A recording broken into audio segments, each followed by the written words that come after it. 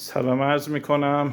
یه پچ کامل اقتصادی برای روشنایی، شارژ موبایل و تلویزیون، مصارفی همچون لپتاپ و دریل و اینا رو خدمتتون معرفی میکنیم. این پچ دارای یک عدد پنل 80 وات مارچ اورکسی، دارای استاندارد توف آلمان، باتری 42 آمپر ساعت و 4 عدد لامپ 7 وات با 4 ست سیم 4 متریه. این پچ میتونه 15 تا لامپ بهش وصل بشه. 10 تا لامپ 7 وات و 8 ساعت روشنایی داره. همینجور که مشاهده میکنید 2 تا فیش موزی برای وصل اینورتر داره که میتونید بهش اینورتر وصل کنید و وسایل برقی مثل تلویزیون و لپتاپ و دریل و از این قبیل وسایل چند مصرف استفاده کنید.